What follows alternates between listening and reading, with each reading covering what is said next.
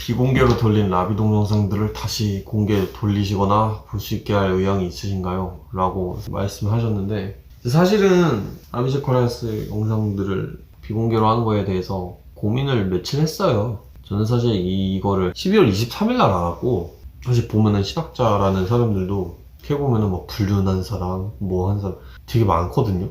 사생활을 알면은 정 떨어지는 사람들이 굉장히 많은데, 위대하다는 사람들 중에도. 근데 그런 분들은 뭔가 잘 안 알려지고 그 신앙만 잘 남아있을 수 있는 게, 뭐 그게 올바르다라는 건 아니지만 학문이라서 그런 것 같아요. 이게 학자라서.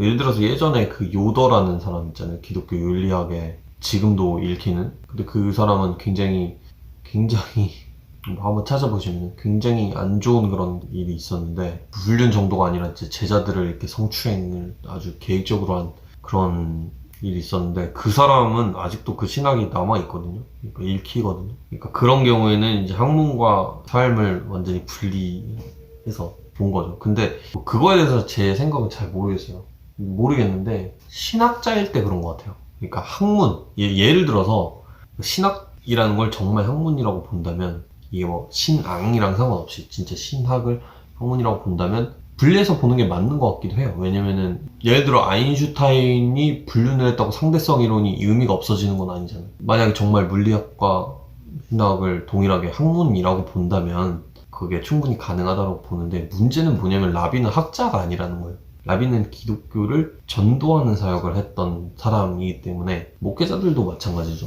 그런 경우에는 좀 신학자랑은 경우가 조금 다른 것 같아요. 근데 이제 애매한 거는 보통 신학자들이 뭐 목회자이기도 하니까 그런 면에서 좀 애매하긴 하지만, 하여튼 그들의 신학은 살아남을 수 있다고 보는데, 아무리 그런 추문이 있어도. 근데 이제 복음 전도자라는 타이틀로 평생 살았던 사람, 뭐 변증가라는 타이틀로 살았던 사람은 힘들지 않을까. 그거는 좀 아무런 그런 여지가 없지 않을까라는 생각은 들었습니다. 고민해보면서.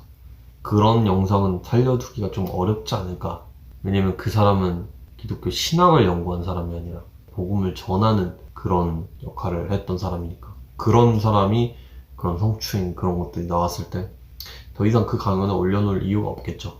아쉽지만 내용을 저도 좋았고, 저도 너무나 좋아했기에 많은 영상을 번역했고, 다마스커스 아카이브 채널에서 조회수가 제일 많은 영상들은 다 라비 영상이에요. 그럼에도 불구하고 올려두는 건 아닌 것 같다라는 생각을 했습니다. 다시 공개를 하지는 않을 것 같아요.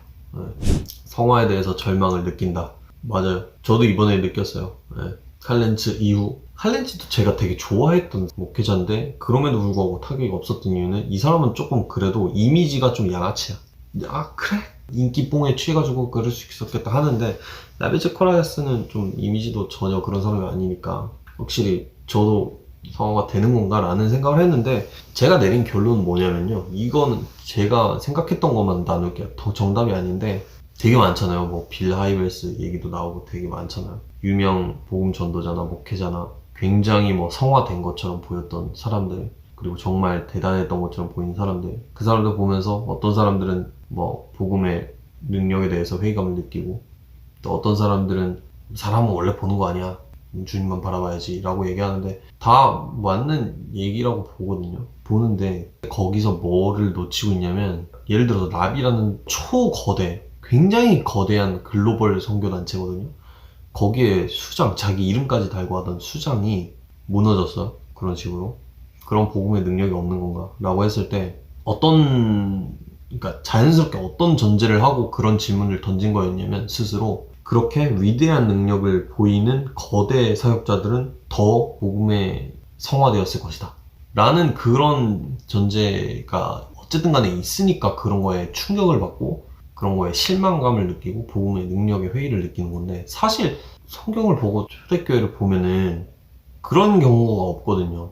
그러니까 그런 거대 사역자나 그런 글로벌한 막 엄청난 성공을 거두고 명성을 얻은 그런 사람들의 예시가 아니라, 바울이고 베드로고 해봤자 사실 몇십 명 모이는 그 교회, 거기들 돌아다니면서 언제 박해할지 몰라서 눈치 보면서 그런 커뮤니티에서 그랬던 거지, 그들이 막 엄청난 영향력을 끼치는 대단한 사역자들은 아니었거든요. 전체 큰 틀에서 봤을 때. 그런 걸로 봤을 때는 복음의 능력이랑 성화라는 거는 낮은 곳에서 일어났던 거지, 언제나 늘. 높은 곳에 있는 사역자들이 무너졌다고 해서 복음의 능력을 의심할 건 아니라는 생각이 들더라고요. 왜냐면 복음 작동 기제 자체가 낮은 곳에서 더 잘 작동하게 되어 있으니까. 근데 그 심플한 거를 생각을 했을 때 좀 이것도 정신승리라 해야 되나? 근데 좀 하나가 뚫리는 느낌이 들더라고요. 저렇게 위대한 명성의 사역자인데 성화의 능력을 발휘 못한다고가 아니라 위대한 명성의 사역자이기 때문에 성화의 능력을 발휘하기가 훨씬 어려운 거예요. 오히려. 그런 의미에서는 그리고 누구나 아는 사실이잖아요. 권력이 더 강한 그런 걸 준다. 그거를 이제 그 사람들을 실드 치거나 하는 별명거리로 쓴다라는 게 아니라 어떤 의미냐면 그걸로 인해서 와 진짜 복음이 한 사람을 못 바꾸는 건가? 라고 생각할 필요는 없을 것 같다. 왜냐면은 진짜 보이지도 않는 곳에서 그 능력을 각자의 자리에서 발휘하고 사는 사람들 있으니까 그 사람들 잘해도 우리는 안 유명해서 못 들으니까. 근데 반대로 지금 말씀해 주신 것처럼 오히려 안 유명해서 나쁜 짓을 해도 모르는 것도 있어요. 예, 저는 언더도그만을 항상 경계하는 편이기 때문에 약한 거와 착한 게 동일어는 아니죠. 약하지만 악할 수 있죠. 충분히. 약하지만 악한 사람들은 우리 많이 알고 있죠. 근데 그럼에도 불구하고 낮은 곳에서 선하게 성화된 사람들 많이 있다라고 생각합니다. 예. 인격의 성숙과 큰 영향력과 당연히 별개겠죠. 당연히. 선줄로 알았으면 넘어질까 항상 염려해야 되는 게 맞는 것 같아요. 그러니까 둘 다 해야 되는 것 같아요. 항상 둘 중에 하나만 하니까 문제인 것 같더라고요. 어떤 사람들은 너무 이런 일들이 있을 때마다 주님만 바라봐야지. 네 죄를 돌이켜야지. 네가 회개해야지. 그런 사람들 욕할 게 아니지. 그러면서 정당한 분노조차도 다 억누르려고 하는 그런 사람들이 있는가 하면 그런 사람들은 그런 생각만 가지고 계속 그런 얘기만 하고 반대로는 또 정말 이제 욕하는 거에 모든 포커스를 가지고 있는 그런 경우도 있고 근데 약간 좀 입체적으로 둘 다 이렇게 밸런스를 맞춰가려는 사람들을 많이 보기가 어렵지 않나 생각이 들고 저도 그렇게 하기가 쉽지 않고 약간 사안마다 달라지는 거는 인간이라서 어쩔 수 없는 것 같아요. 내가 좀 더 좋아했던 사람한테는 아무래도 인지 부조화가 일어나고 그걸 인정하면은 되는데 그러니까 사람이라 어쩔 수 없잖아요. 근데 막 자기는 세계 최고의 객관성을 담보할 것 같이 하던 사람들이 인지 부조화를 일으킬 때 굉장한 갭에서 오는 괴리감이 있죠. 둘 다 잘 생각해 봐야 되지 않나. 맞는 말이에요. 그런 넘어진 지도자들을 보면서 나를 돌아보고 나를 회개하는 것도 맞는 말이에요. 이게 빠른 생각이 아니라 기독교인이라면 마땅히 그렇게 해야 돼요. 근데 그렇다고 해서 정당한 분노를 막거나 아니면 정당한 비판을 하지 못하게 하거나 그런 거는 믿음이 없는 행위라고 치부하거나 그렇게 분위기를 몰아가서는 안 되죠. 또